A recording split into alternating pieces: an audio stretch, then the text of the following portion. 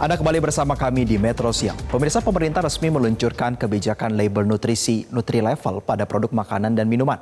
Kebijakan ini diharapkan membantu masyarakat lebih mudah memilih produk yang lebih sehat. Menurut Menteri Kesehatan, konsumsi berlebih gula, garam, dan lemak menjadi salah satu penyebab utama penyakit kronis seperti jantung, stroke, dan ginjal. Label Nutri-Level akan ditampilkan dalam bentuk huruf dan warna dimulai dari A hingga D. Level A berwarna hijau tua menandakan produk lebih sehat, sementara level D berwarna merah menandakan produk yang perlu dibatasi konsumsinya. Kebijakan ini masih bersifat sukarela pada tahap awal dengan masa transisi selama 2 tahun bagi pelaku usaha untuk menerapkannya di kemasan produk.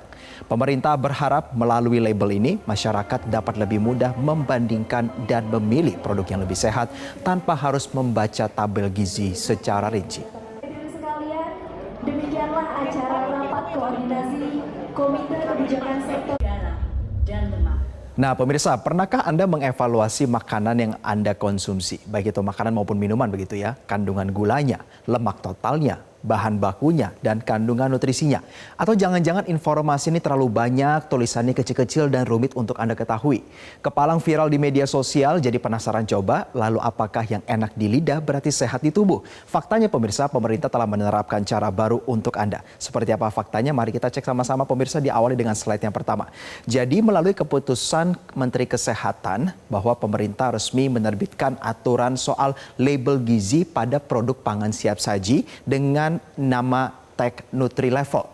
Kandungan yang menjadi perhatian khusus adalah kadar gula, garam, dan lemak tinggi atau yang disingkat kandungan GGL. Dan pemirsa, model dan desain dari Nutri-Level ini akan seperti ini ya, seperti Anda lihat di visual saat ini. Dan nanti akan ada variasi skor dengan satuan alfabetik dari A, B, C, dan D. Dan berlaku pada 14 April 2026 secara bertahap. Prioritas utamanya adalah produk dari pelaku usaha skala besar makanan olahan siap saji. Nah, tentu menjadi pertanyaan selanjutnya pemirsa, gimana sih cara bacanya? Kita lihat dalam slide selanjutnya. Cara bacanya ini sangat sederhana pemirsa. Intinya level A itu yang paling rendah kandungan gula, garam, dan lemak tinggi, dan level D mengandung GGL yang paling tinggi. Dan satuan tolak ukurnya ini juga sangat detail tertuang dalam keputusan Menteri Kesehatan. Pemirsa, kita melihat dari komposisi apa yang menjadi penilaian suatu makanan termasuk dalam level A, B, C maupun D, terutama yang diukur kembali sekali lagi kami informasikan ya pemirsa bahwa kandungan GGL yaitu garam, gula, dan lemak tingginya. Diatur secara detail ketentuan terhadap level A adalah makanan juga yang tidak boleh menggunakan bahan tambahan pemanis baik itu pemanis alami ataupun buatan. Sedangkan level B juga diatur secara detail hanya boleh menggunakan bahan tambahan pangan pemanis alami. Sedangkan untuk level C dan D dapat menggunakan bahan tambahan pangan pemanis baik itu alami maupun buatan. Dan nilai komposisi garam merupakan hasil analisis dari kandungan natrium, sedangkan lemak merupakan hasil analisis dari kandungan lemak jenuh. Penilaian dianalisa per 100 ml untuk minuman manis dan tolak ukurnya pun juga disesuaikan untuk sifatnya makanan pemirsa. Lalu menjadi pertanyaan selanjutnya, di mana nantinya label ini akan dicantumkan?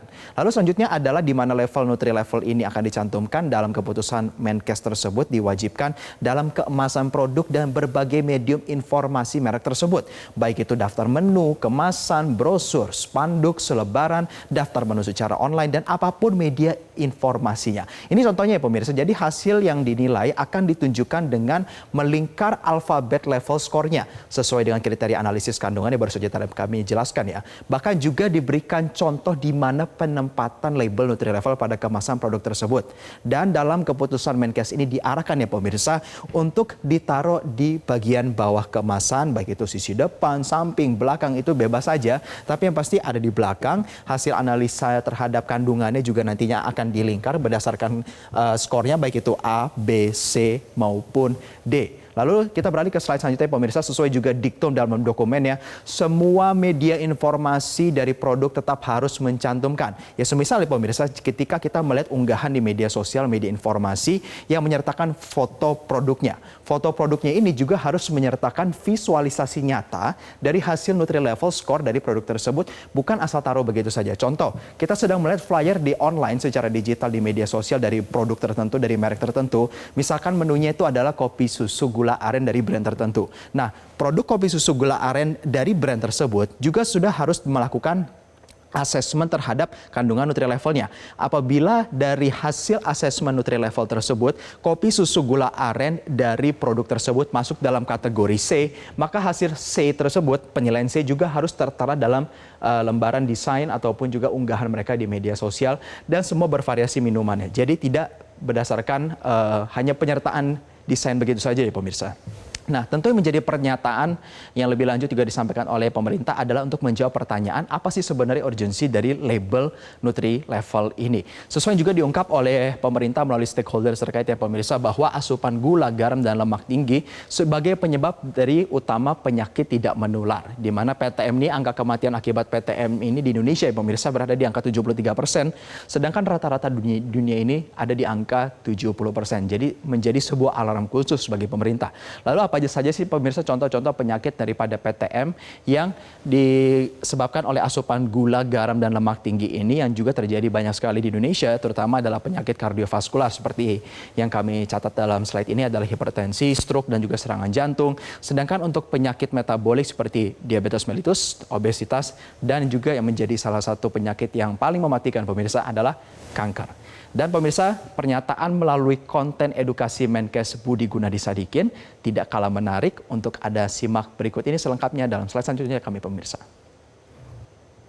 Matcha frappe, 1 gelas seperti ini, gulanya 50 gram. Ini adalah batas sehat dikonsumsi gula sehari untuk Anda.